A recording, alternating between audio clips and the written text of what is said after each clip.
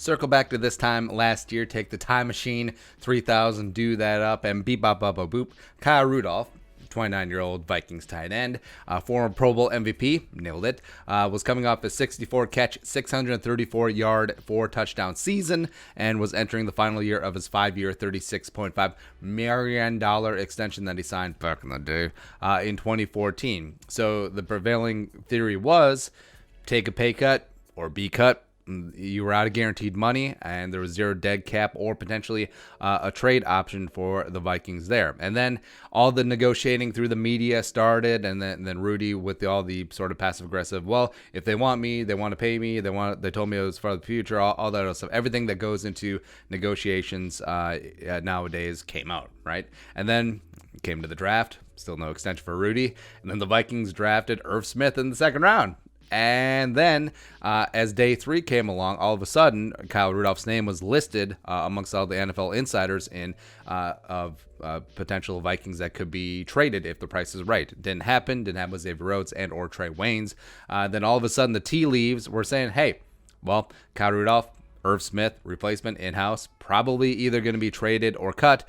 And then, all of a sudden, those tea leaves steeped, and then that tea turned to 180. That is not a good combination of analogies, but whatever. And then Kyle Rudolph signed a 4-year, $36 million extension in June. So the thinking was, what was going on? All the signs pointing to Kyle Rudolph being ridden out of town.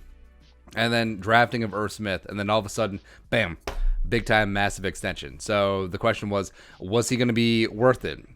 It's going to take a lot for him to earn that money, but also, frankly, you have to show Kyle Rudolph a lot of respect for the season that he turned in. Now, he didn't turn in like a blazing statistical season. He had 39 catches, 367 yards, 6 touchdowns, and only 48 targets. Most of those are down near his career lows. But if you look at the season as a whole, when the Vikings passing game was starting to lose some of its mojo, as well as Adam Thielen going down, Kyle Rudolph was one of the players who really stepped up, especially in big-time clutch, high-leverage spots for Kirk Cousins. And I think 82 showed a grit and a leadership that we hadn't seen before in Kyle Rudolph. And frankly, he earned every single penny, even though the numbers, the black and white stats belie our thinking at this point. Because when the season was in the balance, Rudy had some of his most clutch moments, notably the game-winning overtime catch in the back of the end zone against the Saints from Kirk Cousins. So it's almost like 82 had a mini rejuvenation this year. He even broke a few tackles.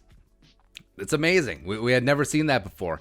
And also, here's the thing, too. Like, Rudy could have easily been pissed off about the Vikings drafting his replacement and given Irv Smith the cold shoulder, a la Brett Favre with Aaron Rodgers, that whole cold relationship there. But by all accounts, Rudy has been a great teammate and even mentoring the young Irv Smith. And frankly, I think that both of them did and will have a role with the Vikings moving forward because they both bring different skill sets to the table. Kyle Rudolph still is a great leader on the offense. Also, he's a traditional inline tight end. A red zone short yardage is still his bag, as well as Irv Smith is more of a dynamic move joker tight end between the 20s who can stretch the field. I think they complement each other pretty nicely, and especially with Kubiak staying in-house, Vikings still going to play a lot of 2 tight end sets. I think this relationship can only blossom for the future. So Kyle Rudolph, he turns 31 in November, but I'm a lot more bullish on him heading into 2020 than it was after he signed the big contract heading into 2019, because I think Kyle showed a lot